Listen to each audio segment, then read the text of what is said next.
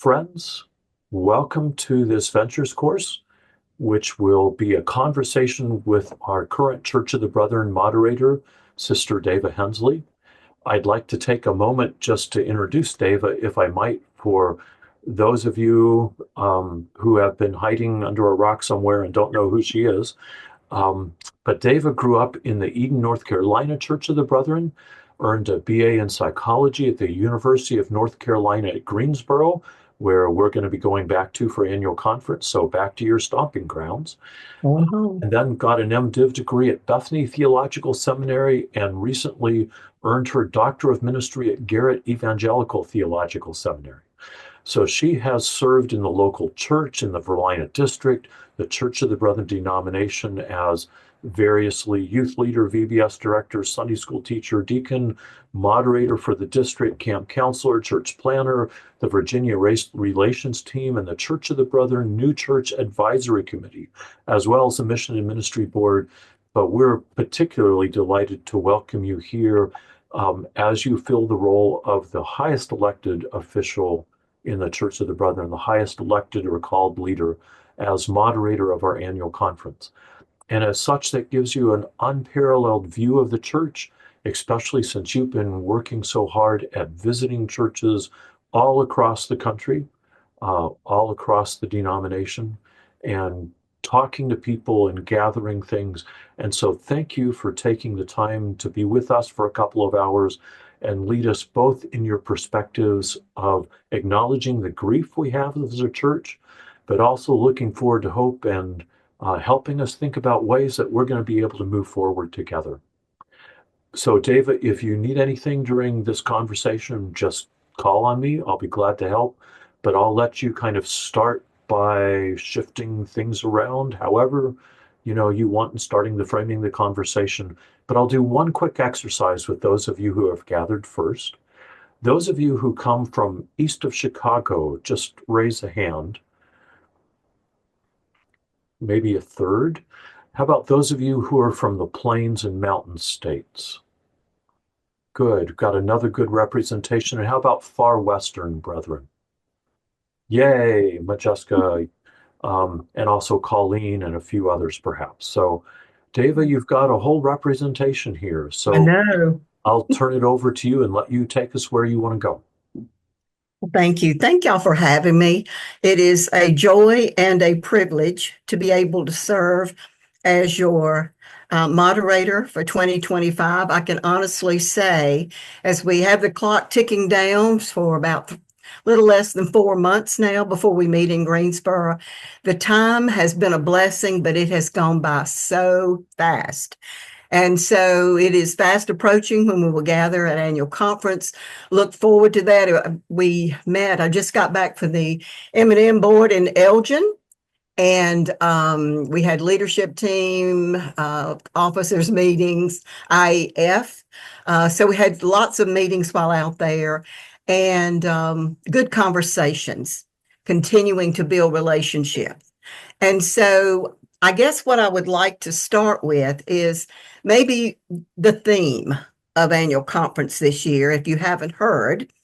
It's based on Galatians chapter 5, verse 6b. And that particular verse says, the greatest thing is faith working through love. And I really believe that we're at a point, almost a turning point of being a part of a grieving process and naming that as grief and, celebrate who we are, the traditions, our past, taking a look at this is where we are now and how are we going to move forward. And it's really been from one end of this country to the other. I've only figured out my mileage for 2024, so that's not counting anything this year, was 18,000 miles. I am retired.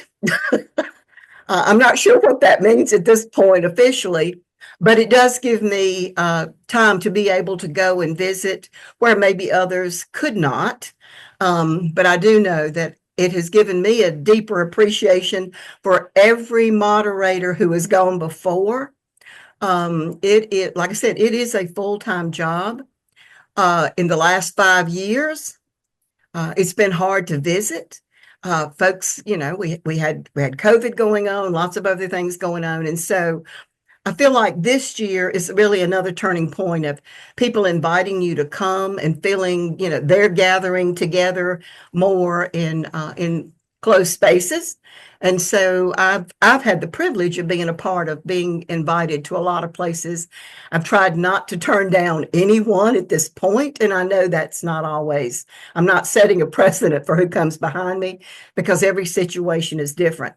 But I know for me, I think it was personally important for me to be out with as many folks in person. I appreciate Zoom. In my own congregation at First Church in Roanoke, we were on Zoom for 65 weeks. And we did everything from Bible studies, communion. I mean, we had to come up with some very interesting ways about being the church and connecting together. So I love that we can, from all parts of the world, we can join here tonight and have that conversation, continue to build those relationships, listen, be respectful. And, it says, those who have ears, let them hear, and that we hear what each other is saying.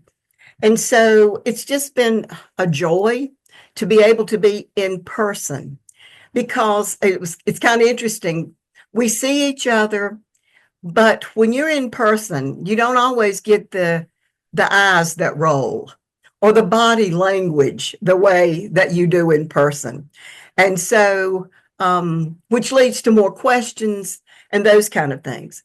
So, I appreciate the Zoom venue. It has truly been a blessing for our congregation at First and for us to have meetings so that we don't have to travel and be in person, which hopefully, with there's always a money issue going on or whatever group you're with. And so, but to be able to be in person with folks and have the second question when you're having a dialogue. So that's kind of where I'm coming from and why I've tried to visit as many places as I can. What's been happening is I have to go back and kind of get to where, how did I come up with this grief focus? The moderator is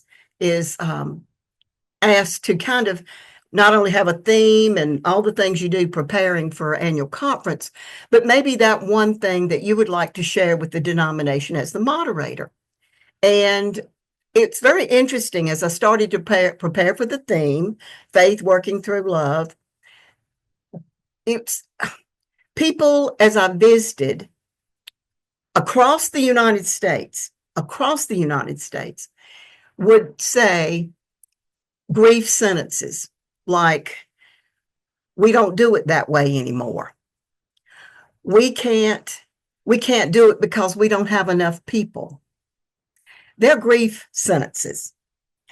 And what happened 10 years ago, I went to a pre-conference workshop with Walter Brueggemann, an Old Testament theologian who had some great words of wisdom.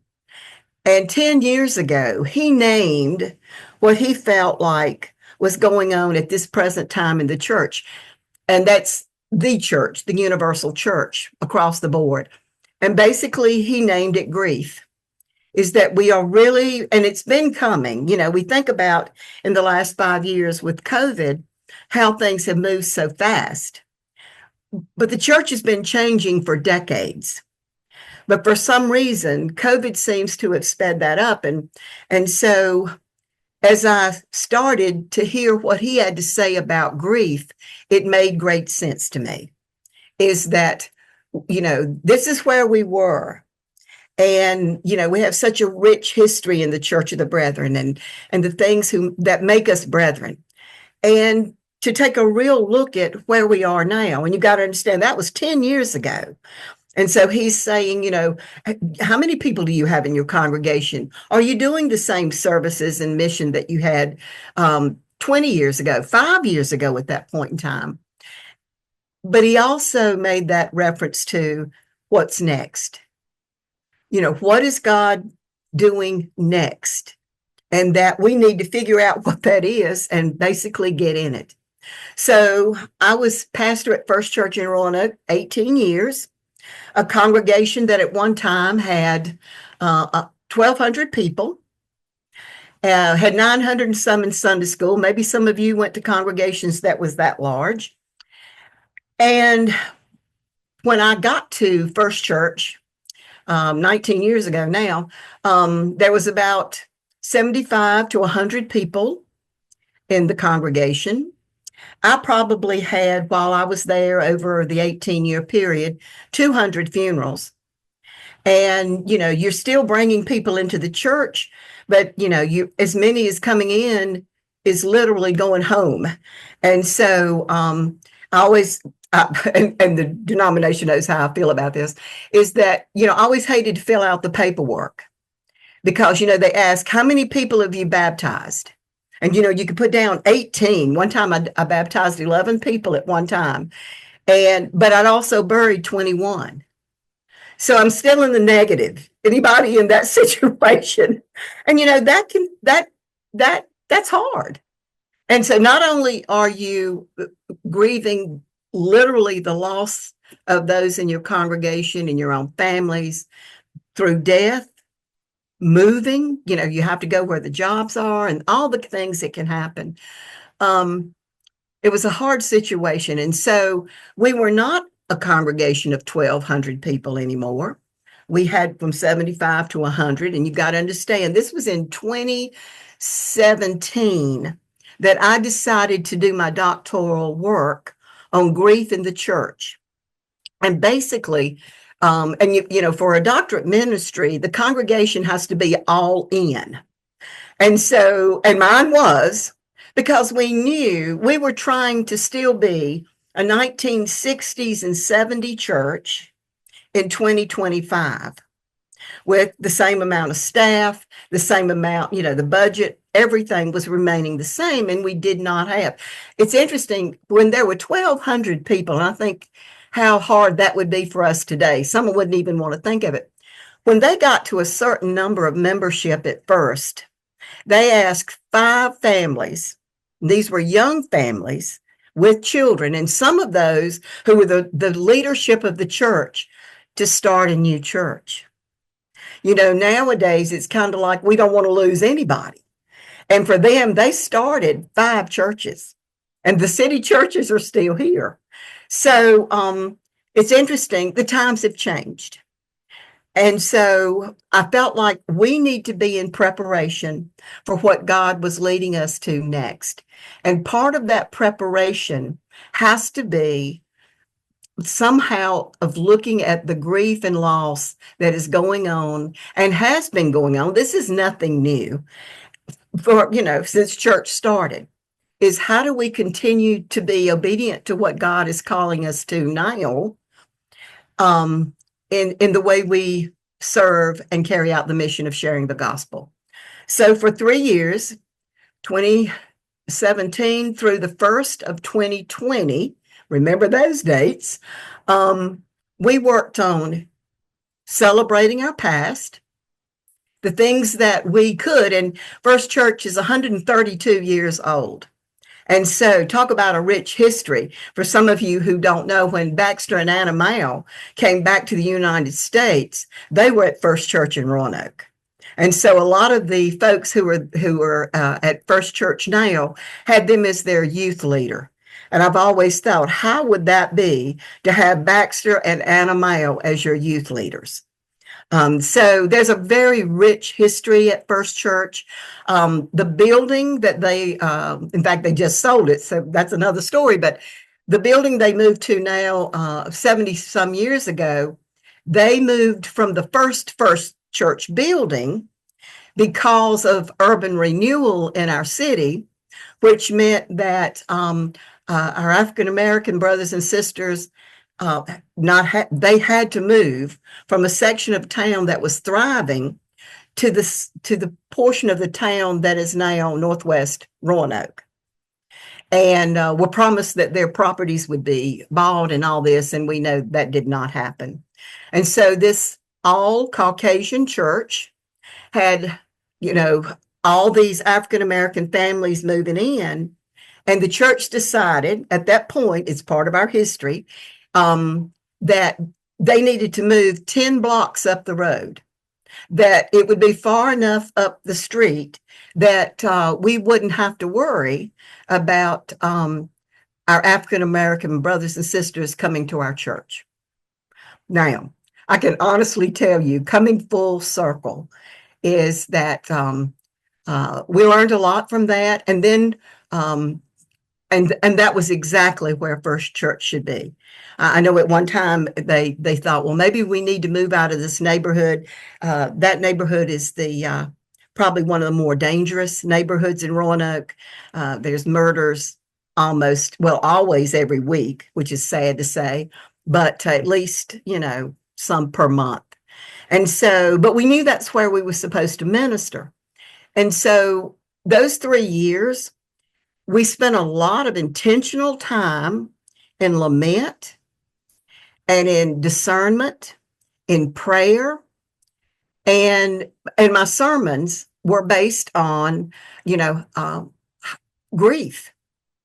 And that was how I could do this doctorate of ministry, was that I did my part as a minister in helping people prepare. Now we know that when there are deaths in the church, we always had a protocol, is that there's going to be what we call at sometimes a funeral choir, which meant people who weren't working during the day. There was a funeral meal, and there were certain persons who were going to bring food, sometimes for just the family and sometimes for the whole congregation. And so there were certain things that we did to prepare when a member in our congregation passed. And that's important ritual. But then what happens when, in your congregation, when maybe you'd like to do something, but you really don't have the people to be able to do what you need to do? That's a loss. That's grief. And so we worked at that. And one of the things we did is that we asked every person in our congregation to write a story. And I'm a firm believer in stories. That's where we can share and build those relationships. And a lot of these stories people had not heard, but they were able to share stories of what First Church meant to them. Now, you've got people who literally was in the womb when their mother was baptized, to people who had just gotten there in a couple of weeks, new members. But it was interesting because it was what drew them to the congregation, the things that they remember as, memories in that congregation. And so we made a book out of it. And it was, it was just wonderful. And everybody got a book. And so we've literally written down the stories of First Church. And so that was part of our process to be able to lament what was. And it really came full circle for me when I was moderator in around 2015, right before this doctorate. Is I moderator of Verlina District. And we had 94 congregations at the time. And I got to 88 of them. And that's not a job of the moderator. I understand that. But I just wanted to be with folks. I'm a people person. I love to be with people. But I started back then hearing those same grief statements, oh, we can't do what we used to do. And I don't know, and it's really sad. But then they would tell me, because I was a pastor, I couldn't go on Sunday morning to these churches. I always went at another time than Sunday morning worship. And I got to 88. And you get there, and yes, it's not the same congregation that was there 20, 25 years ago.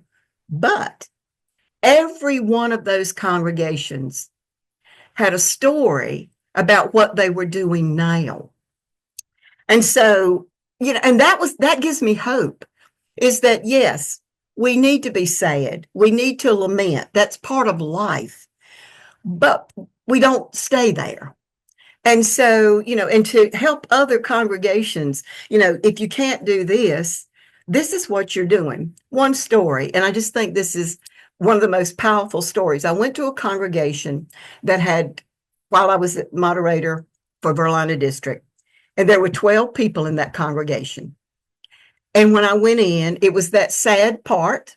And I've experienced that as moderator for the denomination. You go in and they tell me what's wrong and what they can't do. And so my question to them would be, this particular congregation, I said, okay, I'm really sad to hear that. I know it's not what it used to be, but tell me what you're doing now.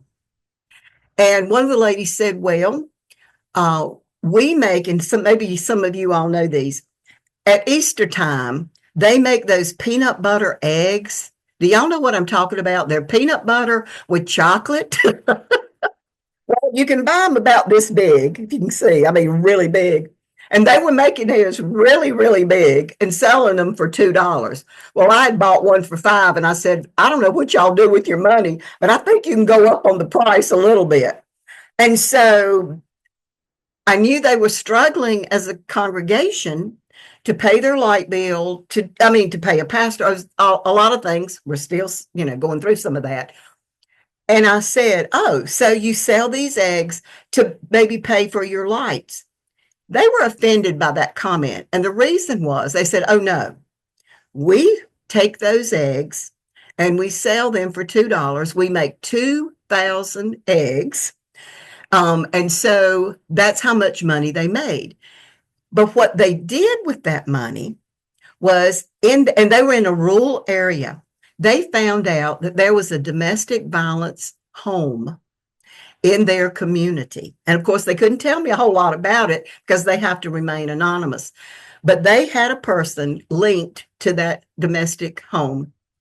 And all of their funds went to that organization, that home. And it was a part of that home's budget. And so they said, they're counting on us.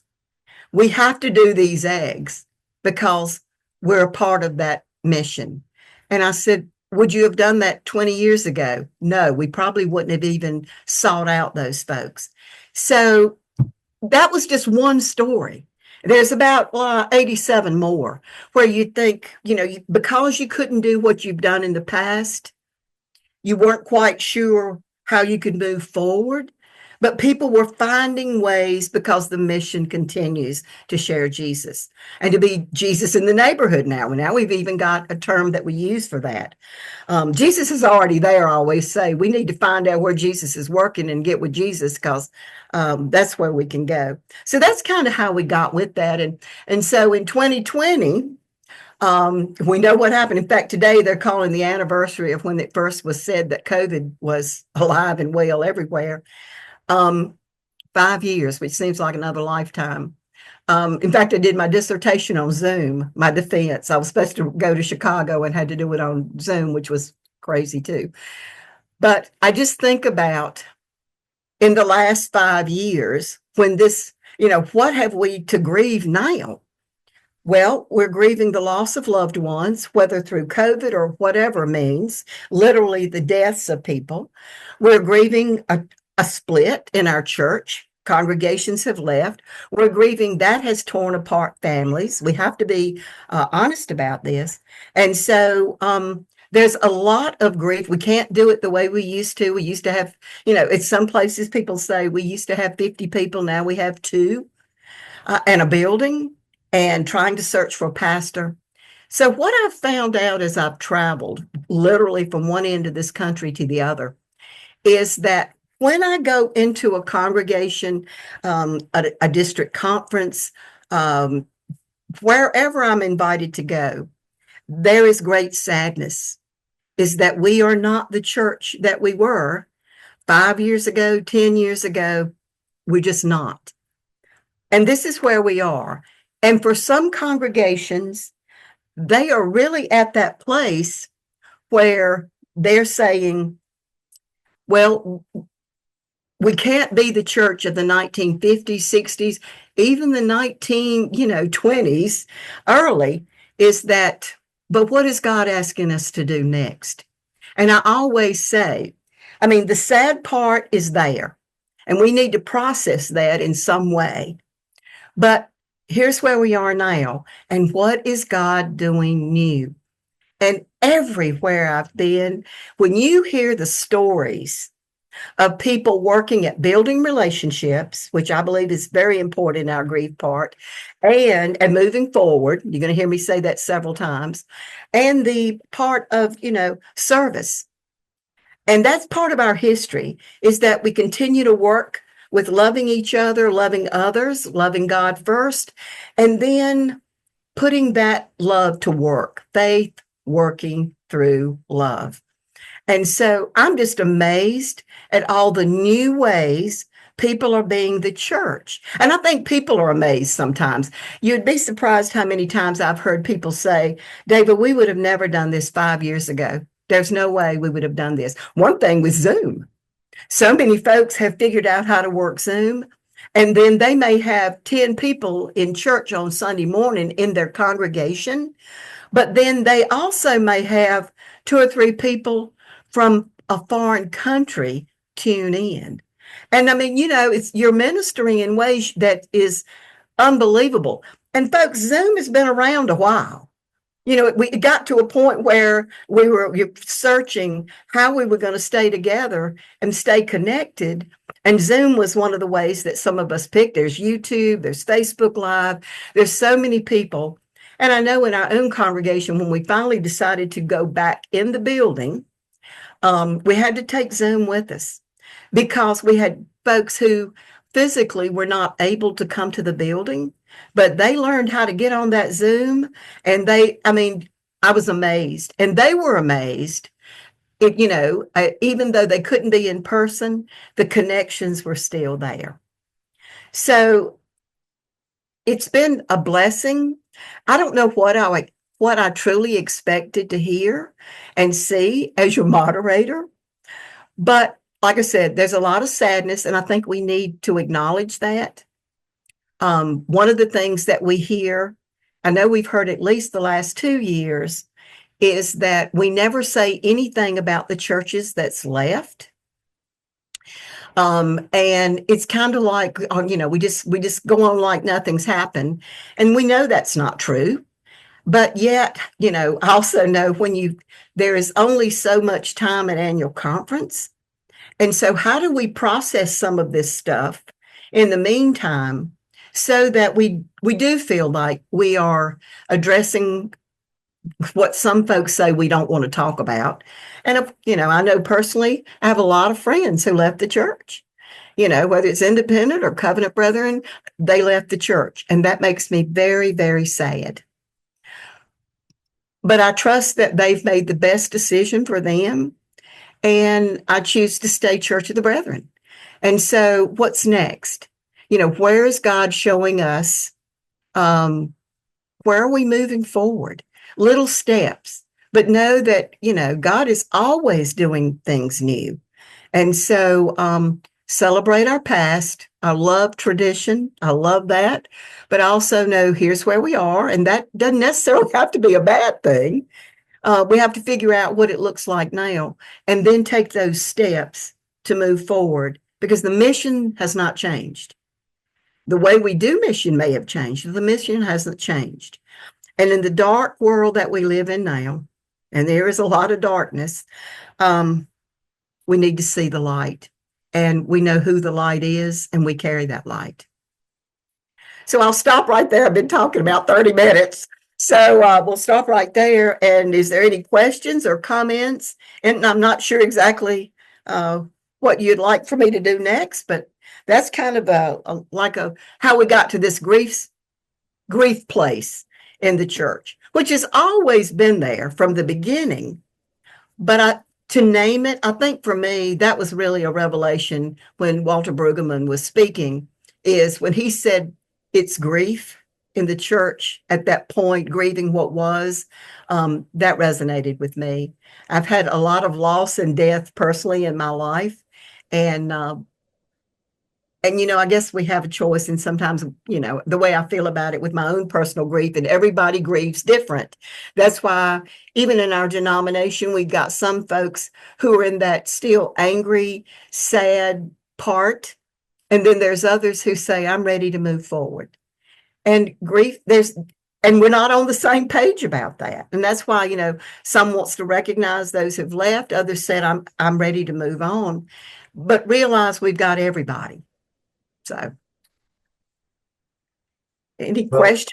Yeah, go ahead, Anton. yeah, thanks, Dave. But why don't we just popcorn style, anyone who wants to speak, just raise your hand and I'll and unmute yourself and I'll bring you up to the top. But then, Dava, you've outlined some directions we could go. It would be interesting for us to also then name some of the griefs that we're aware of, but then name some of the cool things that are happening now that are propelling us forward. But before we do that kind of structure, let's just open it up for anyone who wants to ask or make a comment now. So, who would like to start? Bruce, I saw you on mute. You want to start? Yeah, I was reflecting, Dave, where you talked about there has always been grief in the church, and I'm thinking back, you know, this is not the first time we've had a split, Mm-mm. and there has been a lot of pain associated with that.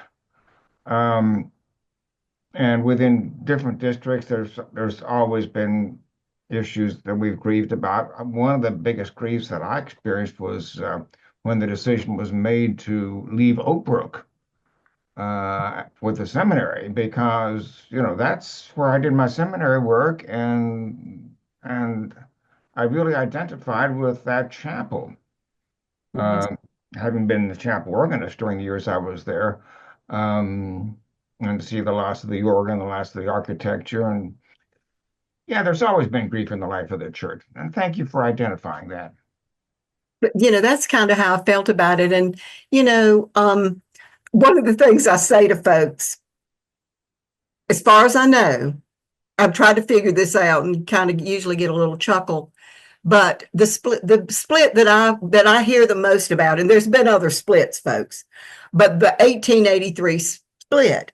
And I say to folks, as far as I know, there is no one still living that was a part of that split. Now, if y'all know of anybody, let me know. But the other part of that is, but it still affects us today. So you don't get over grief. You don't get over it. You learn how to move through it. And everybody grieves different. And, when I mean, it's kind of like the 1883. We are still referencing that as a very painful, hard time. And as far as I know, none of us were a part of that, and yet we are a part of it. And what's happened now, well, until the Lord comes back, and what's happening now will always be a part of our history. It just is.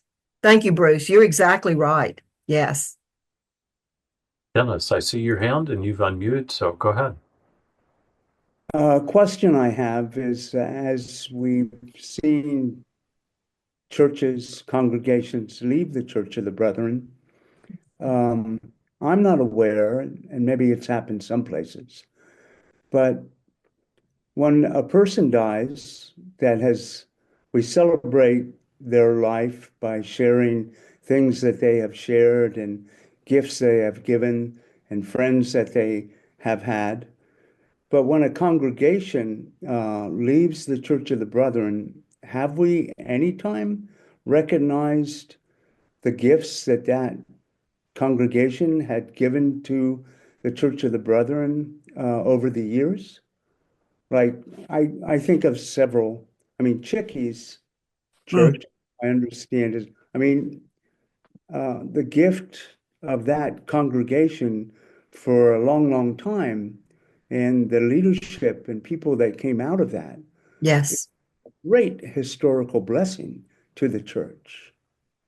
How do we celebrate that? How do we share that?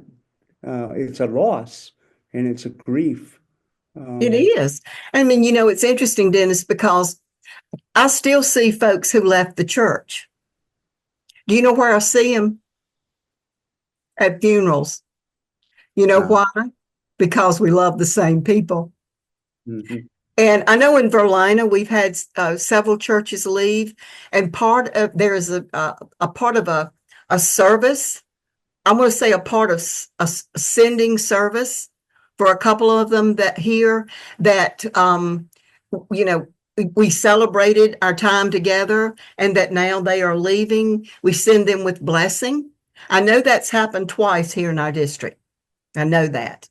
But it's intentional. You know, you have to work at this kind of thing. And I would be interesting, Dennis, would you have, I mean, this is something we continue to wrestle with at annual conference because we do know we've lost family, friends, church folks. I mean, the whole deal. I mean, it's not if we don't talk about it, it didn't happen. We know better than that. So how could we do that in the limited time that we have? I mean, could that possibly be, you know, maybe an equipping session or somewhere, you know, we've tried this year to, you know, when we really do read the evaluations, is that during our worship times that they be very, you know, we're going to let the Spirit move, don't get me wrong, but that, you know, that maybe they not be as long as they have been in the past. That came off of many of our evaluations. So I guess what we've tried to think about is how can we do this at annual conference? And at this point, I'm not sure what we could do this year, although I think Madeline last year, when she gave her opening statements as well as her sermon, it was very intentional by her to recognize we know that we've lost churches and there's been a lot of grief in our church. And I intend to do that again, but by naming them. The other part of that is that if we name, are we going to get everybody? And from what I understand, maybe a couple of churches have come back. So, you know, when you start naming names, and y'all, if you've been on any committee, you're going to always leave somebody out. So I would welcome what to take back to annual conference officers. I said, you know, I don't know what we can do at this point this year. Part of the reason I'm doing the grief workshops is that people can at least share their grief. That doesn't include, of course, those who've left. I mean, they could tune in if they, you know, all I got to do is get on site and register. And we do that for no other reason than we're allowing small groups, and we try to have, so because people are sometimes more likely to share in small groups. But I would welcome, how can we continue this grief process of what we've gone through? Because it's not over. It won't be over. But how can we get to the next place feeling like we've at least, you know, had a funeral meal? Does that make sense? Because for us, that's kind of like we have our rituals when someone dies. But when that happens in the church, is there an intentional blessing of those who've gone, or, you know, acknowledging that and that kind of thing? So thank you for that. Yes, Enton. Although it strikes me, the problem is it's not that they've died. Exactly. It's And we've talked about this. It's and that more makes like it a so much divorce. harder. Yeah. Yes, it's more like a divorce because the people are still with us. So that is a different way of looking at it. You're exactly right. Absolutely. But that also means that our grief and the quality of grief needs to be approached differently. Yes. Because with a divorce, often there are angry and difficult feelings. Yes. And at least here in A&E, while we've had services blessing some congregations to go, there are congregations that have really dissed the district and denomination and swore at us on their way out. And it's really Yes. hard to do grieving in the same sort of way when it's a broken relationship instead of a lost or given back to God relationship. You're exactly right. It's complicated, as the young people tell me. It's complicated. It is. And yet it is still a grieving process. Yes. Yeah. And so let's turn to Steve. Steve Stone, Yes. you have your hand up? I do. As I look at my family and the generations that have gone before, over 20 members of my extended family are alumni of Manchester University. Mm-hmm. My mother's side of my family is brethren, and you may know some of them because their name is Flora, and there are a number of Floras in the Roanoke area. But my father's side of the family, they were disciples of Christ.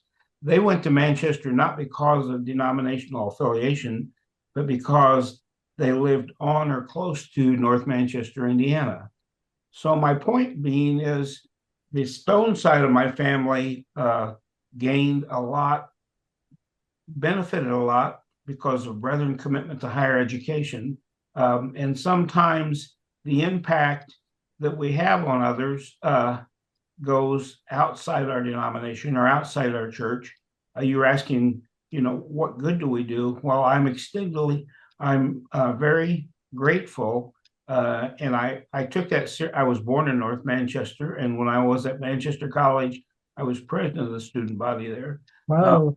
And so I really am grateful for how the brethren have made education possible for the Stone side of my family. Yes. Yes. We have great institutions of learning. I've been able to visit almost all of them now. I'm excited between the camps. And, like I said, this is not always what moderators get to do, but I'd never been to McPherson and I'd never been to Manchester, and I have been. And so it's been a great gift. Others. I see Barbara. Barbara, go ahead, unmute.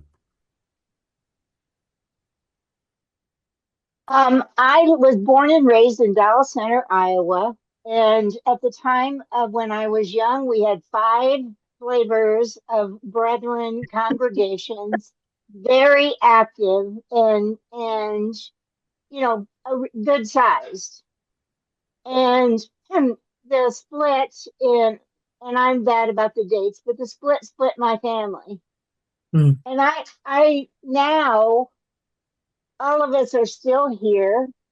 Some of us, a couple of them aren't in any size, but all of us are still here. And now we are so close to each other, so friendly with each other.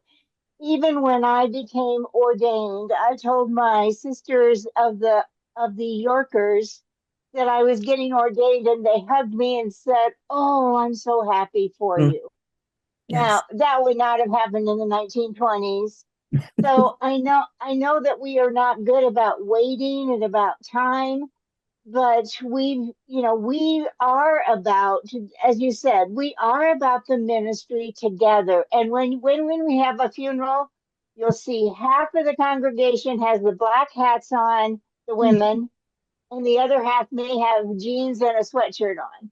Yeah. So, and we do community things, and it might come from being in a small town, a small farming community where most of them still have a farming connection.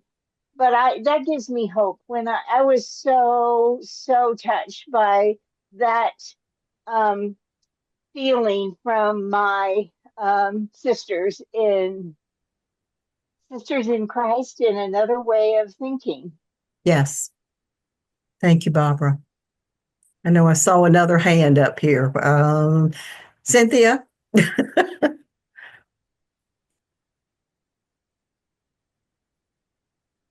Cynthia, you're still muted, so grab that button No. there. It occurs to me that maybe some sort of object representing, I know we're not quilting anymore, but we used to have each congregation send a square representing themselves. And there could be, a time, a place, a booth just for people to look at those squares and talk about. I like the idea, since nobody's dead, but there's a separation. Yes. Of calling it separation and healing, and encouraging, asking the people if they want to make the one for their church, or if they want somebody who loves the people in their church to make it for them to express their loss. Okay. I love that, Cynthia. I'm going to pass that on. I'm going to pass that on because we want to continue to move forward. But we've got to acknowledge some of this that folks are saying that we're just playing like it doesn't happen, and that's not true. Right. But how do you do it? Like I said, when the folks are still with us in different ways. People could be encouraged to write notes. Yes. In that space as well. Yes. Yeah. Thank you. Maybe in 100 years, that will be something we can pass on to the next generation who don't know what happened in 2000 and such. Absolutely. You're right. You're right. Because they will be still talking about it. If there are any left. Talking about it, for sure. That's for sure. Who else?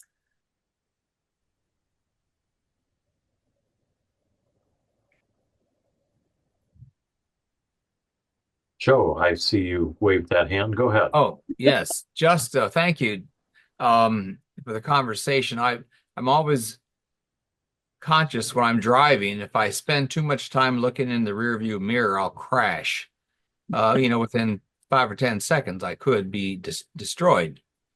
So I understand the value of looking to the past to celebrate where we've been, which can inform something about the future.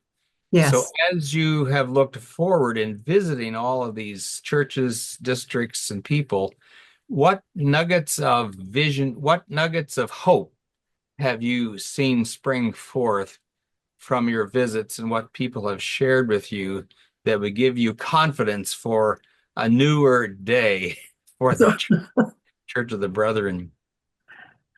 I guess for me is that the intentional, because grief and hope go together. Mm-hmm. I mean, you have to have hope. There's no doubt about that. And without ever saying grief when I've gone and visited, you'd be surprised how many congregations have already started their own grief share programs, understanding there's something that they need to deal with. And it's not only for the loss of life, but the loss of the churches and the things that we know that are there. And that is that building of relationships. And so that intentional conversation and working at how to move forward. And when I think about moving forward, those conversations are important and they're ongoing, because we are not in agreement. And so how do you keep those conversations respectful and people listening? And that has to be intentional. And congregations are doing that. That gives me hope. Even if they don't agree, they're trying to figure out the ways they do agree. And that gets back to our core values. Jesus Christ is the Son of God, is that we're to love our neighbor and love God. I mean, there's so many ways and things that we do agree on, but the things that we don't seem to get more of the attention. We're really good in our denomination across the whole thing. I mean, even outside the United States, is service. Is how many ways people are finding to be able to serve the communities they find themselves in. And to be outside the church building. Joe, I think for me, we talk about Jesus in the neighborhood, but how many of our congregations, there's almost a mindset that is being broken open. And for a long time, I think we may have thought, well, we're going to sit here in the pews and they're going to come to us. And that's not happening. We live in a different time. But to hear the ways people are going outside those buildings and getting involved with their neighbors there, it's just, I mean, how can you not be excited about some of the ways? There's a congregation who out west, I just thought this was some of the neatest ideas that I've seen so far. And I hope we're asking for some videos. So I hope we're going to hopefully have some Jesus in the Neighborhood videos. But when I was visiting these congregations, I said the church needs to see these new ways of being the church.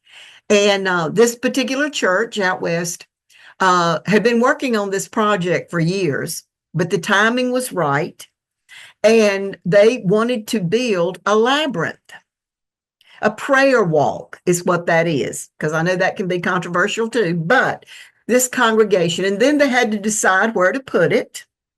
And of course, they could have put it behind the cornfield so that they could enjoy it by themselves, or put it right up on the main road. And they decided to do that and put it up on the main road. Because that's when I was out there trying to find, I am directionally challenged, but I found that congregation. And one of the reasons was I saw the labyrinth first. And the Sunday I was there and preached at that congregation, and they were sharing how, some of the ways that they hoped that would reach out to the community and at least start that conversation, build those relationships. There were 3 folks who was visiting that Sunday because they had been a part of the labyrinth. They had been in other places. They had seen labyrinths. They really appreciated the prayer time that can go into that. And they wanted to know who was a part of that church family that belonged to. That's moving forward. And even one of the guys that had a part in this today, well, we probably would not have done that 10 years ago. And yet it's out here, out west, it's part of us now. An art show in another congregation where they asked children in a school system to draw, and it wasn't necessarily folks hooked with churches. And they sponsored this, they gave prizes, but they asked the children to draw art of what Jesus in the neighborhood meant to them. And so you had all types of kids and generations and all kinds of stuff going on there. And the artwork was absolutely beautiful and a way of reaching out. So that was another way. Soup kitchens, Habitat for Humanity, working at, it is endless the ways people are figuring out how to do the church now. That's what gives me hope, Joe. I'm telling you from the bottom of my heart, I expected to hear, I'm going to be honest, can't be anything but Dava, a lot of grumbling and mumbling. And there was some, but when you start talking about the ways you're building your community and relationships and serving that community, it changes. The whole, the way people look at stuff changes. That's our hope. That's our hope. Yeah. Thank you. To Christina. I'm glad you talk about hope, Deva. In my church, 8 years ago, when I was called to this church, there were 25 people attending. But today we have 45 people attending. But yet, some of the people they are grieving about what was there 25 years ago. So I always encourage them not to dwell on the past, but look forward always, like you said. And I try to tell them the power of positive thinking. Look at the power of positive thinking. Think positive, so positive things will happen. And really, that does happen. And hope is always there. I tell them about hope, and hopefully they will understand. But some of them are really grieving still. Yes. That we had 100 people. We don't have 100 people anymore. This and that. But there's always hope. Absolutely. And we really do. A lot of us, let me just say, a lot of folks dwell on the numbers. Yes. But there was 12 disciples. And a lot of our congregations might have between 12 and 20. Now, are they able to keep up these huge buildings? A lot of them are not. So what does that mean? We are the church. It's not about the building. And what I will share with you is that the church I pastored for 18 years decided that to be able to do the ministry the way they needed to do and not keep spending so much money on a humongous building, they sold their building. And they're in the process of figuring out what that means now as far as what they're going to do. They voted to dissolve, but I'm not sure what that means when you're continuing to do a lot of the same things you did. You're just not in your building. So, but they'll figure it out. And I have no doubt about that. But it was interesting. They decided that the building, because, if you're going to spend this is the other part. You're going to spend $50,000 to $60,000 on an air conditioner, which in our day, it's almost a necessity when you know the needs of the folks in your neighborhood. And are you going to continue to make yourself comfortable? Or can you take that money or resources that you have and put them to a different use? That's a different way of looking at church. And First Church used their building in the community. I mean, it was open almost every day of the week. Somebody said, well, did you try doing this? And we did all that. It was time to do something different. And they put that church up for a sale, and it sold in 2 weeks. 2 weeks. And I believe that was God saying, we're going to the next thing. Now, what will that look like? I don't know. But they were at peace with that. And I do believe part of the reason they were able to get to that point was they had spent a lot of time working through their grief of what was, and now we're moving on, which I think is a healthy thing. So. Yeah. I understand the grief, but I don't understand dwelling on it. Right. I would rather move forward than dwell on it. Well, I think in some ways we have a choice. I mean, all of us here, whoever you are, have lost people in your lives. And there is no timetable on grief. But I also know if I had dwelt on the grief that I've had in my own life, there was it was time for me to step forward.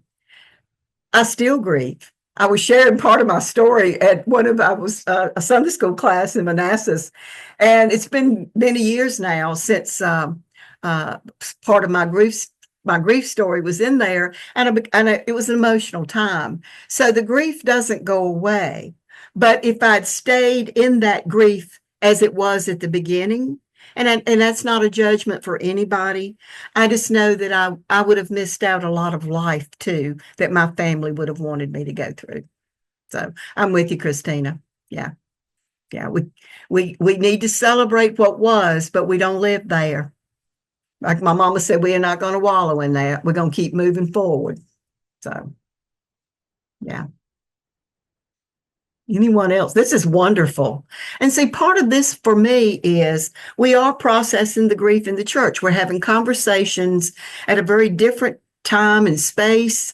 And I think they have to be ongoing. That's why I'm doing those the grief workshop once a month, so that people can tune in small groups, share personal grief, if that's what needs to happen, what's going on in their congregation. Some of you, talked about that. I think that's one way of continuing to build up our relationship together as we move forward.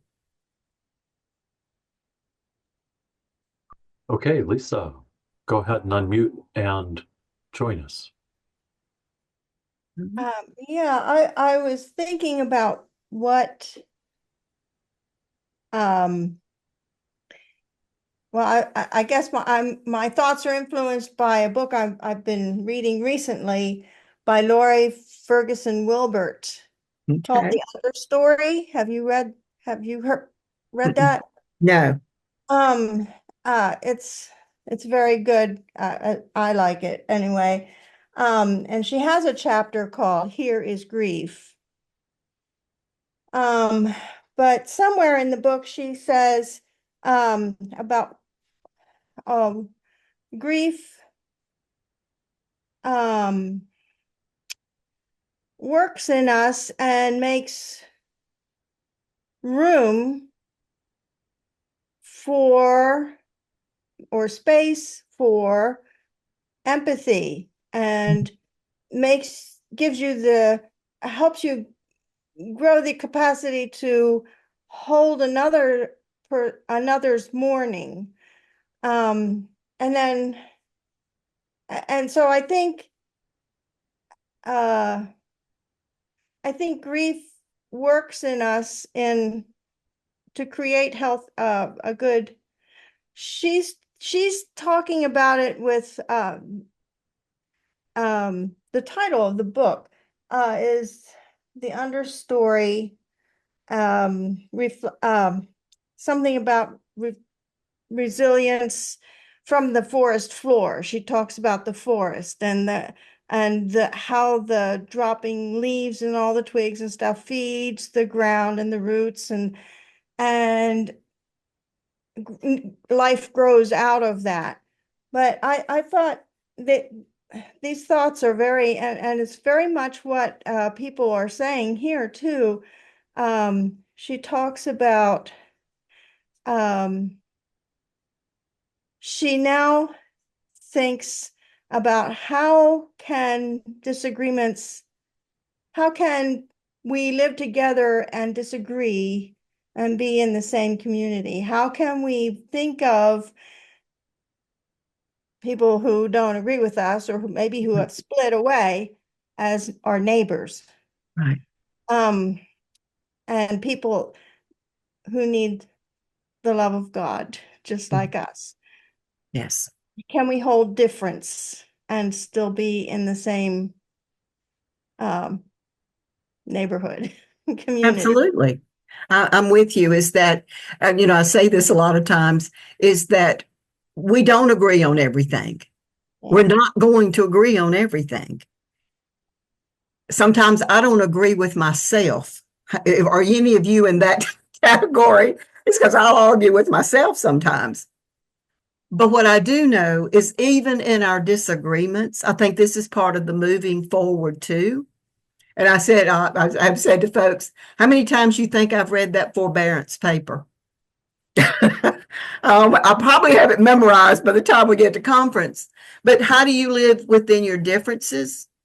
And I believe with God's help, that can happen. I really believe that. If we allow that agape love to take us where we can't take ourselves, we get in the way. A lot of times I need to get out of the way and let Spirit work. And that's where I'm at with that one. Thank you, Lisa. I appreciate that. I wrote down that name. I'm always looking. I am a book poor. Let's just say I'm book poor. Let's put it that way. But I'm reading a secular book. I thought it was interesting.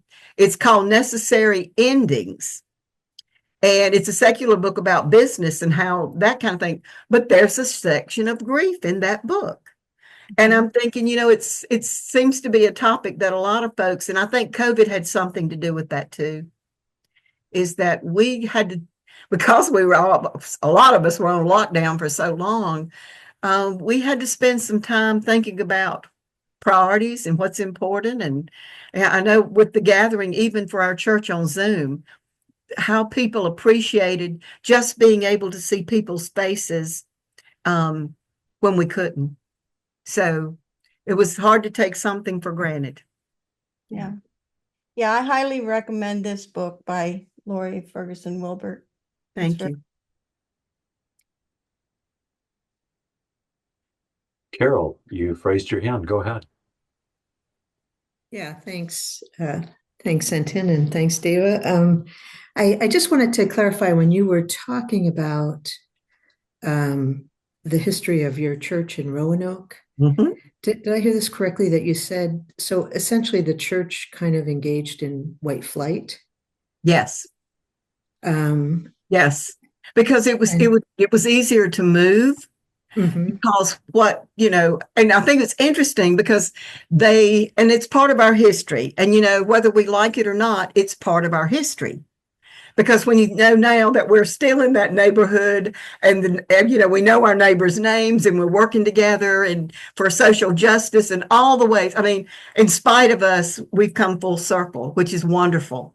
But it's exactly what happened, is that they moved those blocks because they were afraid the African Americans would come to their church. Now, whatever. So, yeah. And then now, to have that multicultural kind of thing going on within our congregation. Because there was a time as it started to become completely African American, because the white folks left, but we didn't. The church stayed. And it's interesting to see how there were those then, it said we need to move again. And there were people in that congregation who stood up and said, we moved once, we're here again. I think God wants us to stay here. This is where we need to serve. And they did. And that's been back maybe in the 60s. So, yeah. Yeah, I was really intrigued by that story because, it made me think about the work of Rita Nakashima Brock, and she talks about moral injury. And essentially, a moral injury is when you violate your own sort of moral principles. Yes. And the result of that is a lot of grief and shame. And it takes a lot to actually unpack and Yes. deal with that, because actual harm has been done often to another group or another. And so I wondered, kind of as you look at the church, we often talk about grief, but we don't talk about kind of maybe the moral injuries that we sometimes perpetrated that have led to those. Oh, absolutely. Griefs. We want to just move forward. Right. So I guess my question for you is, when you look at the church today and you think about the piece of grief and accountability, and the role that may make possible or may not certain kinds of reconciliations, like what do you think we need to look at as a denomination to really honestly work through grief and not just I think we have to continue to have the conversations. We can't play like this is not happening. We know better. And to not talk about these issues and the things that we're going through and the things that have been hurtful to people, we're not doing a service to the church. And people need to be heard. So I'm hoping, part of me is, and with what I'm calling it grief workshops, but it's really sharing times of hopefully being able to work together, even if it's in the small groups, of people hearing our hurt and people trying to understand, well, I don't necessarily understand or agree with where you're coming from, but that empathy someone used, that empathy, which, today, nowadays kind of a trigger word. I thought that was interesting. I saw that on the news the other day, that empathy was something we shouldn't have. But if we continue, when people their stories become real, it's more than just saying, about an issue or something. These are folks who've been hurt. And so how do we continue to be respectful and listen? And at least if we don't agree, share that love that we know has to be there. One of the things, I'll be truthful, I've gotten in trouble 2 times. Well, probably got in trouble more than that. But what has gotten me in trouble a couple of times that I've got, well, I might as well just be honest. I got a couple of emails from people I love and cherish and all. And in part, it was for folks said, David, we know what you mean. They know me. When I say I love everybody, I mean it. He said, but these 2 persons said to me, if you say you love everybody, you've taken a side. And I've never thought about that. And so, and I say, as a moderator, I am everybody's moderator. I know where I stand, but I am everybody's moderator because I want everybody at the table, whether I agree or not. We have to keep the dialogue going. We have to be listening, really listening. And that's why, it was interesting. The first grief session, I don't know if any of you were there, but they had a couple of questions that they talked in their small groups about half the time. I presented some information on grief and stages and all that kind of stuff. And then the small groups. And when I asked them to come back and share, did anybody have anything to share? They didn't. But I know the conversations were there. So, you pray that the Holy Spirit is working in all of us. And that, I guess that, Carol, would be my hope, is that in our disagreements, that we continue to be respectful and listen, and that we love each other, everybody. I don't know. Maybe it's too simple. Like I said, the kids always tell me, David, it's more complicated. But, I will not apologize for loving everybody. That's not my issue. Yeah. So yeah, and Carol, if you're done. I don't know if I that guess answered the your only piece I question. would say is one thing I've learned in life is that all things being equal, all things are often not equal. Yes. Yes. And You're right. how to touch gently with that and Yes. acknowledge kind of that reality seems really important.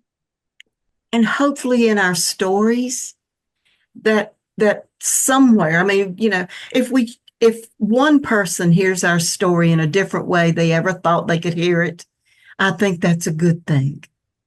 But to completely close out and not be willing to listen and respect, I'm not sure if we ever learn anything from that. And there's a lot of hurt people out here for a whole lot of reasons. Yeah. Thanks. So I've got two reflections on that sharing that just happened with Carol, and thank you, Carol. The first is that when at annual conference just a year or two ago, we brought up the idea of reparations. Yeah. Which was healing a moral injury as well as acknowledging it and starting to work at that. It was disappointing how much resistance was there in some places, which leads me to be cautious that whatever place we're trying to help, that we don't do more harm by dealing with it in a way when we're not ready to, and yet we don't want to delay that either. So just that's a conundrum that I think about, that we just dealt with at annual conference and was difficult. But the other, David, was about the sisters or brothers who wrote you that by saying that we welcome everybody or love everybody, that you're taking a side. And especially in today's climate, as an Anabaptist, I'm convinced that our job is not to not take sides, but rather is to take the side that Jesus took, Yes. or calls us to take. Yes. Our goal is not to be neutral. Our goal is to be disciples. There's a big difference there. I agree. Oh, absolutely. And like I said, I know where I stand, but I also know as moderator, maybe this is just me, is that I need to listen to all sides. Every voice needs to be heard. Those I agree with, and maybe those I don't agree with. But I hear you, brother. Absolutely. And, people say we don't need to preach politics, social injustice. How are you going to preach social injustice and not talk politics? Sorry. You can't. That's why Jesus got crucified. Yeah, you can't. On a Roman cross. Yeah, right. Another kingdom. But maybe, David, this is a time for us to take a quick 5-minute break before we have not quite an hour left. We've got about 45 minutes left. How does that feel to you? Sounds great. Yes, absolutely. Okay. So friends, we invite you to take 5 minutes to get up and stretch.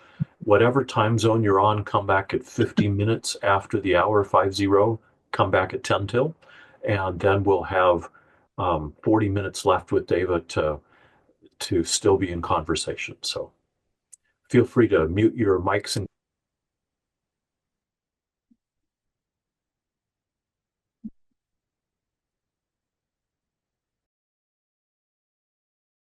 well, I have some ideas of where we might go from here if you're willing for me to try them out. Although, since you're moderator, you have veto power. Or an amendment to an amendment to an amendment. Is that? It's going to be interesting, isn't it, brother? Yeah, we're all praying for you. Thank you. And I'd like to say, I know folks are praying for not only me, but for the officers as we plan. And as my brother David Sollenberger told me, he said, "You don't have a clue." And I told David he was right. But it's been such a joy. It's really been a joy to be able to do this. Yeah. Good.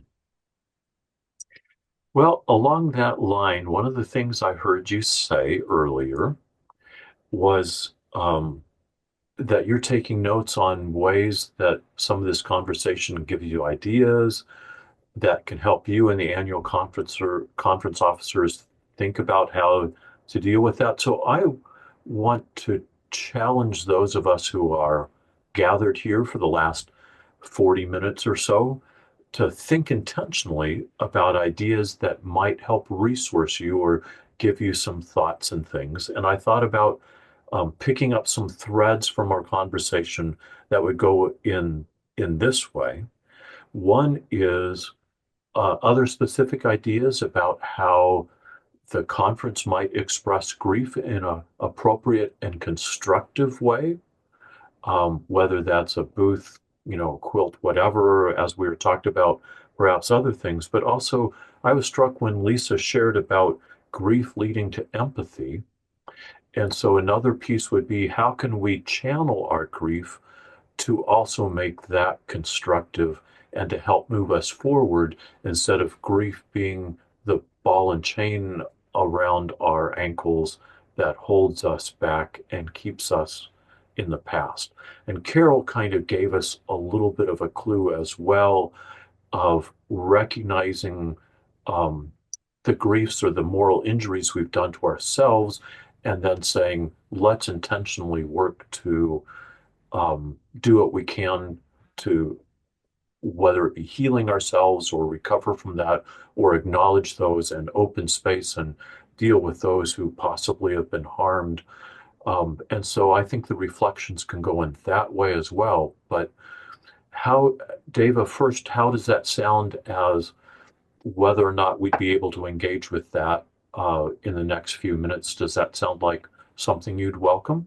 Oh, absolutely helpful because, it's interesting. Last year, the spirit at conference, many folks felt like we were turning a corner of at least being able to hear and listen a little better sometimes in our disagreements. And we want to keep that momentum going. And I think any suggestions, because like I said, I don't want to say we're stuck, but how can we, express this grief in ways that helps us heal? It is about healing.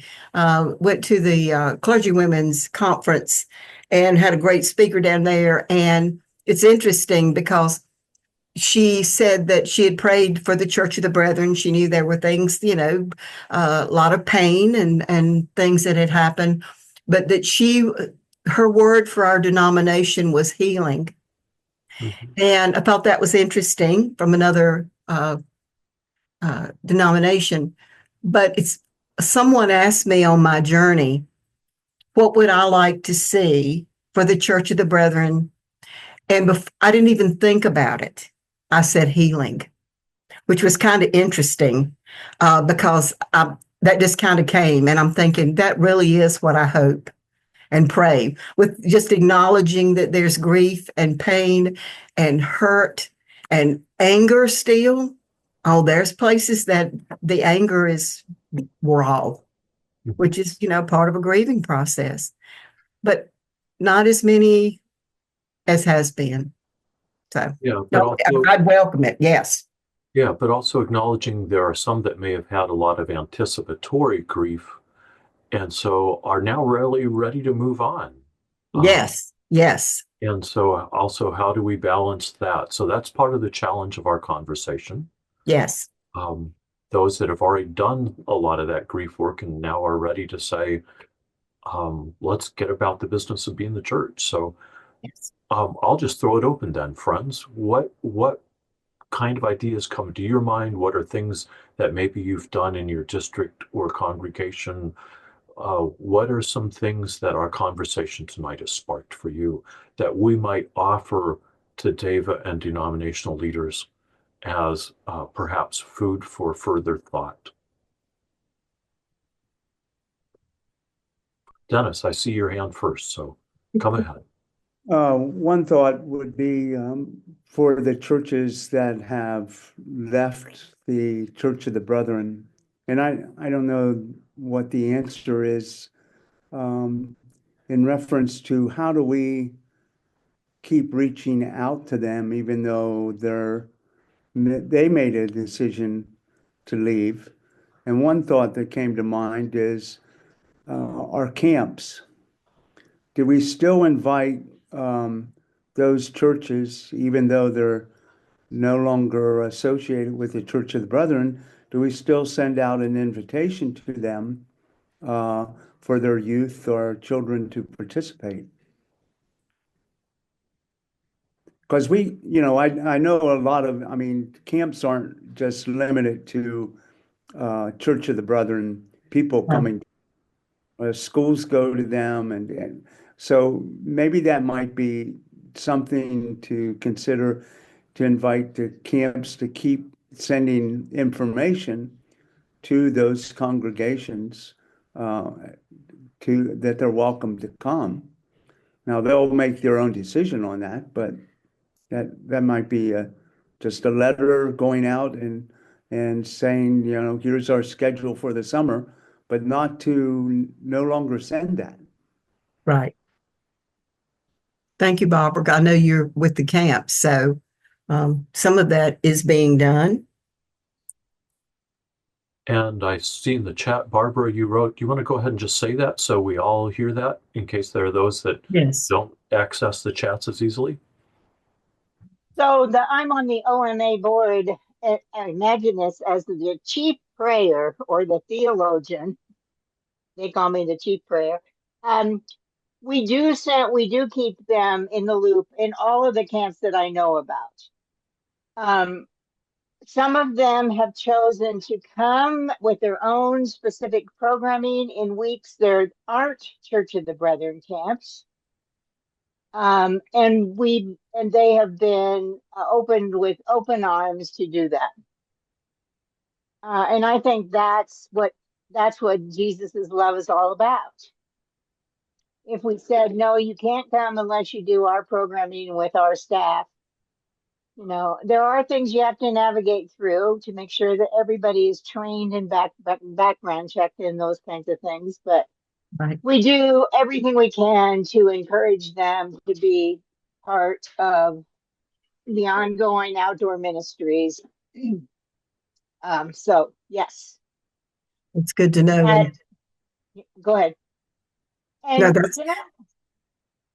go ahead. I would just like to say that I have some stories that are similar to Dava, and Thomas and I are estranged from his father and have been for several years. We love him. We cannot have conversations with him. We cannot be with him. And I know that's hard for people. And this is my son. I know that's hard for people, but it does happen sometimes where you do love people, and I truly do love him. It's not for my mental, physical, and emotional and spiritual health. I cannot be around him. I pray that someday that will be different, but I don't push it. I don't push it past my comfort zone. And then I would say one other thing, we have two friends who have left the denomination. Their family was integral in nurturing Thomas through his junior high and high school years. And I used to stay at their house all the time. And I probably still would if I traveled as much as I did. It's not the same.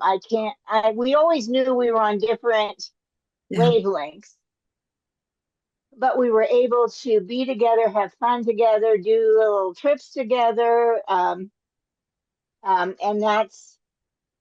I miss them. I really, really miss them. And so some of the grieving, I think, is the missing the people that we might not ever have the relationship we had before. Just like I said with my son and with some of our brothers and sisters who've chosen to be with another denomination.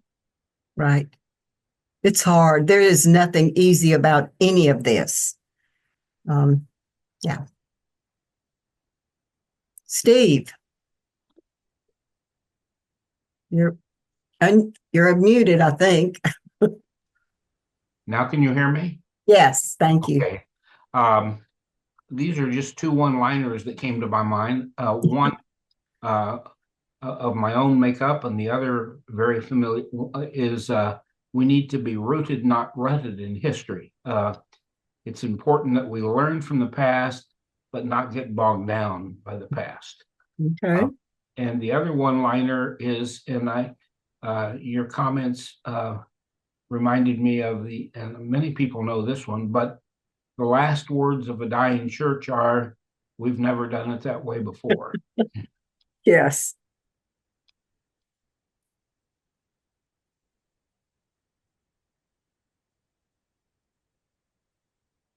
But what's wonderful, Steve, is when folks have said those very words and they come up with some new ways of being the church, and they discover new ways. That's exciting to see things happen like that. Yeah. Mm-hmm.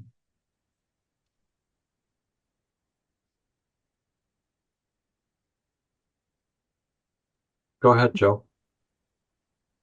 Oh, I really appreciate reading about the stories in Messenger on Jesus in the neighborhood, and those stories being shared at annual conference, and those stories being shared at district conference. I think that's a perfect way to share ideas amongst churches and around the denomination.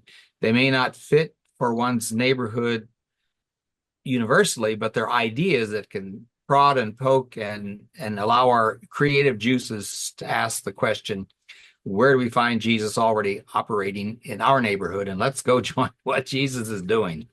Absolutely. So I think those stories are wonderful illustrations of ways to be creative and use our energies and use our creativity in meeting those challenges. And every neighborhood is different.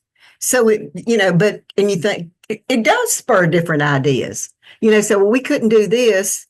I had somebody tell me one time, well, you're in the city, so y'all have more resources. And I said, well, all we have to worry about is getting shot in our neighborhood because somebody gets shot all the time. And I said, there's different challenges, whatever your mission is, although I never felt afraid. It's interesting. Even in that neighborhood, it's very interesting. So, but you're right. And we put out some feelers out there that we're going to get some videos back for this conference. I think that's a real highlight. Positive ways of moving forward. Thank you, Joe. Dawn, did you have your hand up? Yes. When she was talking about with grief, I'm going to go back a couple of steps here. When you were talking about with the grief and the different types of grief, and we talk about the denomination and what's going on with the denomination, I do feel that some of the grief that the churches are feeling is that they feel like the denomination has lost some of the biblical truth, what the word stands for. And just in the time that I have been going to district and annual conferences and with all that's been going on, I feel like everyone is pushed of love, love, love. And I think we know that, and I think some people and then congregations are tired of that. We know to love one another. The loving isn't what's settling the issues, if that makes sense. Yes. Yes. You know what I'm saying? So I think they get tired of the love being pushed on them. It's like, oh, if we just love one another, everything's going to be okay. And with the grief and the hope, we hope, but it's like you had made the comment, you can love them and still not agree with them. So I think we all have came to a conclusion of that on that part. So I do feel that some of the grieving comes from that. It's like, okay, we're not being heard because they keep pushing the love. We know what love is, and also the actual biblical truth of the word. Okay. So does that make sense? It does. And, and that's come across in the evaluations.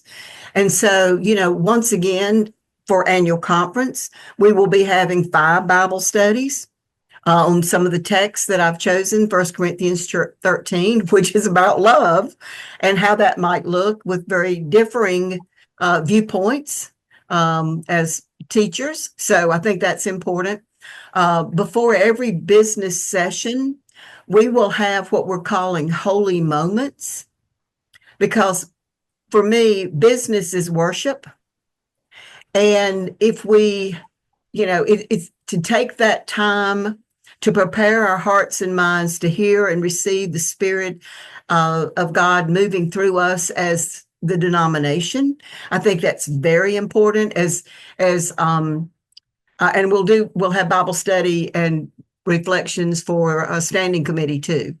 So, when folks are saying, and this is the other thing I found too, Dawn, and I don't know if this is a critique or just something I've observed, which gets back to we've never done it this way, or we can't do it because we don't have the numbers. For a lot of congregations, I don't have a number, just whatever. The only time that a congregation may meet is Sunday morning. And that's fine. I mean, that's where you are. I'm surprised how many congregations don't have a Sunday school program or a Bible study program. Anytime that they as community sit down and wrestle with the scriptures together. I think for me that may be getting at some of what you're talking about. And the reason is because I'll ask folks, do you have a Bible study? I mean, that was one thing, even with Zoom, we did Bible study, and it's continuing even at First Church. They're now doing their Bible study at Hardee's, a restaurant here in Roanoke, and Hardee's is so excited they're coming. And I mean, we're talking about 15 or 20 people. And it's right in the neighborhood. So that's why I'm saying I'm still working on that part dissolving when they are taking the church to the neighborhood and Bible study. So, but I've heard people say, well, we only have 5 people. Only 5 people come to Bible study. And, I always say, but that's 5 people. It's 5 people. And so I know of a congregation in Roanoke that every Wednesday, these 2 people in this congregation had Bible study, 2 people, because they felt it was that important to continue to study together as community. It's part of who we are as brethren. Church of the Brethren is to in those times to talk about the scripture and see where other people are coming from and try to understand in that interpretation and all that. So it gets back to, well, if we don't have 15 or 20 like we've always had, then why even do it? Why have Sunday school? Nobody comes. And there might be 5 people. There might be 3 people. So I'm a firm believer it's not about the numbers. It's about being intentional about studying together as community. But so you've got to get past, well, we don't have the numbers we used to have. Okay. Now what? And are you going to study? I think that's hurt us. I think that's hurt us. And that gets back to that. We can't have Bible study if we don't have so many people. But you can. Yeah. I hear you, sister. Others. Yes, Bruce. Bring Bible study right here, right now. I'm glad you're doing this week because lament and grieving is what Lent is all about. And so many of the writers, Bible studies, commentators that I've been reading this week are emphasizing that whole spirituality of grieving and lament at this time in this season of Lent. For those of you that are lectionary preachers, this week's text is Luke 13, 31, 35, where after the Pharisees are warning Jesus to get out of the way before he gets killed, he says, Jerusalem, Jerusalem, how I would love to gather you under my wings like the hen, all of this kind of lament stuff, looking forward to crucifixion and resurrection. And I've been meditating on that verse this week. There is so much hopefulness in that word of Jesus as he longs and grieves for those people. And yet that spirit of hope in that verse, I challenge you to go back and read that verse, Luke 13, 31, 35. Just the hope there. Yes. And when you go back and you read some of these prophets that are so gloom and doom, but they don't necessarily finish gloom and doom. They get to the joy and the hope that's coming. So you have to keep reading. And one that I've kind of been focusing on, I had to do a devotion at the M&M board, one of the meetings I was at last week. And so when Jesus is getting ready to go into Jerusalem for that final time before the crucifixion, and the Pharisees are saying, "Tell your people to quit hollering." They're too excited, and Jesus tells them, "The rocks will cry. If they're silent, the rocks will cry out." And that just keeps coming to me that we think we're in charge of everything, and we are not. And so, I'm going to do what I feel like God is asking me to do, but God's still in control. You like me? I'm trying not to preach, Bruce, but it's if I don't do, the rocks will cry out. And somebody said, "Do you think that's literal?" And I said, "Well, a donkey talked. I don't know about the rocks, but I do understand what he's saying." Is that God is still in control. God is still in control. Some of these days you have to, I feel like a bobblehead doll sometimes, like, really? But yeah, God's still in control. But to do it in community, I love, one of my favorite things is Bible study, because even if we don't agree, we have that conversation of like, well, I'm not sure where you're coming from, but I'm going to give that a thought, or never thought about that one before. So yeah, I hear you.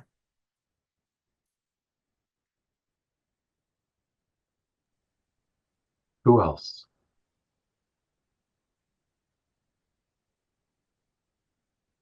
I'll jump back in a second. We don't have a formal Sunday school either. Okay. We are kind of a house church in worship that we happen to have a building. Okay. And so our worship is actually a Bible study where we meet in a circle, so to speak, and even the people on this video screen are sharing in the conversation about the text. Yeah. And so we kind of, it's a Bible study. And Bruce, that's a different way of doing it. That, and you figured that out. That's what I'm thinking God is saying to us, is that, study the scripture. It may look different than when you were growing up, but it's important to gather as community of our core values. For me, that's what I appreciate about the church, is to be in community.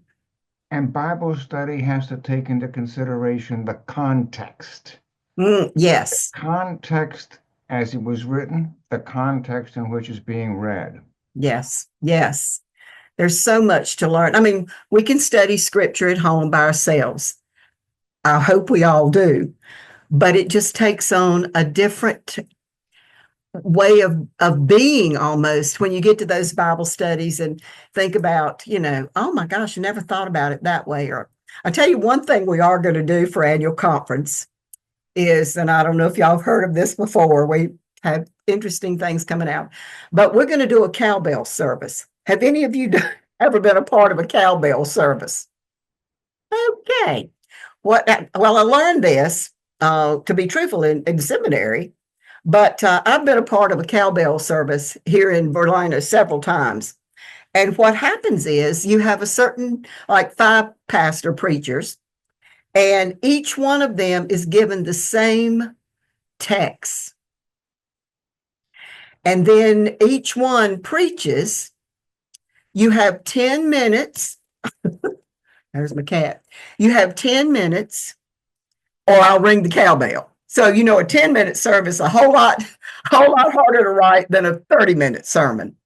But what I hope will come through with that, and a lot of people say, Dave, I can't believe it. I said, look, this is going to be so good, is that you do have the same text, and 3 different people will be preaching those texts. And every time I've ever been a part of this, the sermons were excellent. And part of that was looking at scripture maybe in a different way than I had looked at it before, and how it spoke to different ones different ways. So I'm hoping that it, like I said, we're going to have a cowbell service, and at 10 minutes, I'm going to ring the cowbell. So hopefully, like I said, it'll be interesting.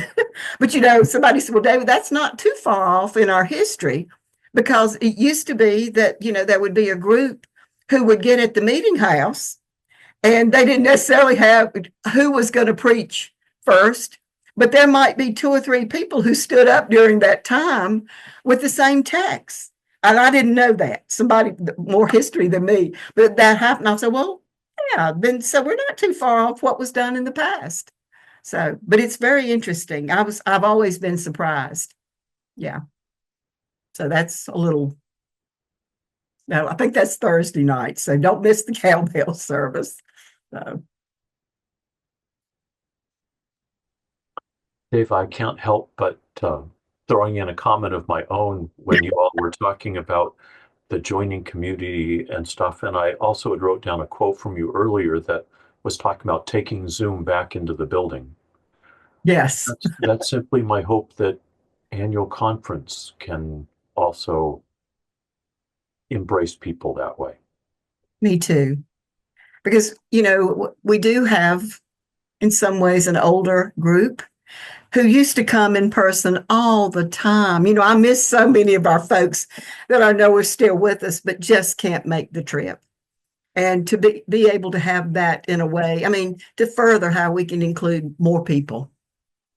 And we've got the ability to allow them to also speak to us, not just be just be spectators. Right. I know it in our Zoom service, like at prayer time, because it was, it was right then. Everything was happening right then, and people could share their prayer concerns and all in the congregation and all that. And sometimes there'd be people who would read on Zoom our scripture text. It was all kinds of ways you can do that. So yeah. Oh, it's a great tool. Don't get me wrong. Yeah. Cynthia, have you had your hand up? I'm thinking about what Carol brought before the break, and I wonder the role in the process of grief of looking at transgressions or ways in which we haven't loved. In particular, we're not usually having a conversation about how, when the human sexuality statement came out, we were supposed to be in conversation. And that only went on for a very, very brief time. I remember in the 80s going into the conversation room, and it was in such a place that people were afraid to go in. Yes. Were afraid to be outed. It was very isolated. When I came in, it was like, oh, thank you. It's because people just didn't feel like anyone was even showing up. And I feel like there have been a lot of people through the years who we've lost because we missed that. Yes. There have been ways in which we have, I mean, part of the grief process when you're letting go of someone who's dying is to acknowledge what didn't go right in life, and also to look at the missed opportunities that weren't able to happen. Yes. Yeah. And I just want to make sure we don't forget that piece. Yes.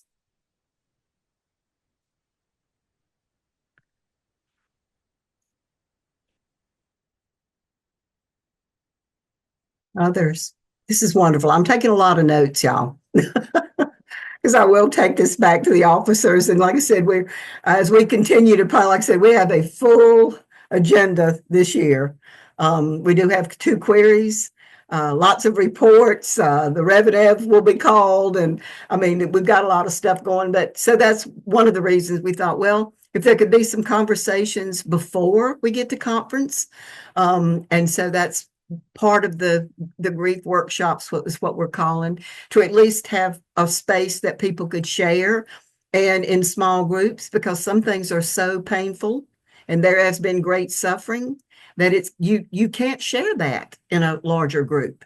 But to have that opportunity to have your voice heard. Yes.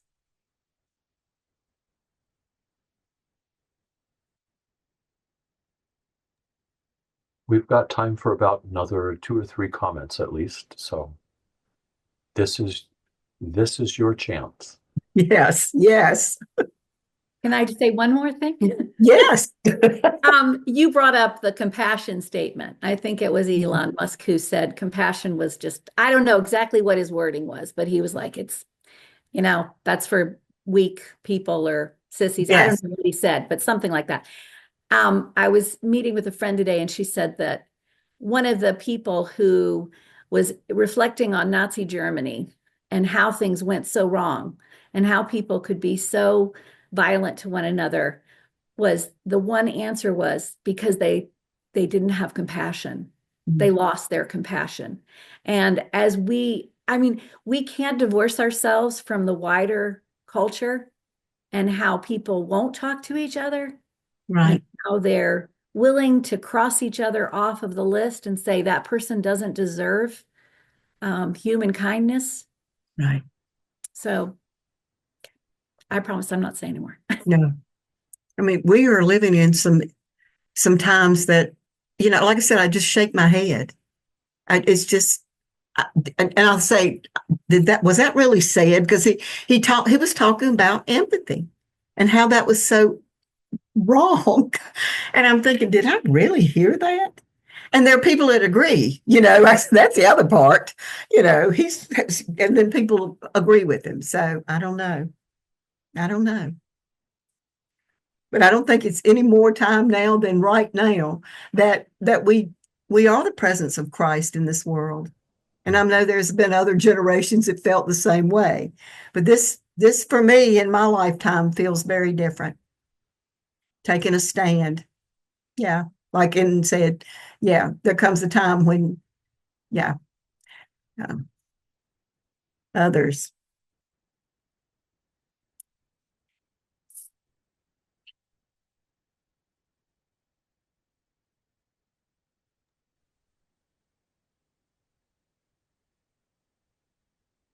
I know we don't have much longer, Anton, but I do want to give a plug out for annual conference.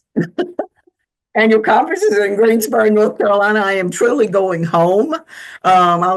My home is about 30 minutes away from Greensboro. When I was growing up, I live in Roanoke now. We're at the Curry Center. They love us. They want us there. It's all under one building. That's a positive. So there's always walking, but hopefully not as much walking. If you drive in, free parking, so remember that. We'll have a concert on Saturday night. Some of you may remember this group. I've never heard them, but they were highly recommended. The Rockingham Male Chorus from the Shenandoah Valley. So they're coming, and so we weren't even sure they were still doing, so that will be an interesting concert.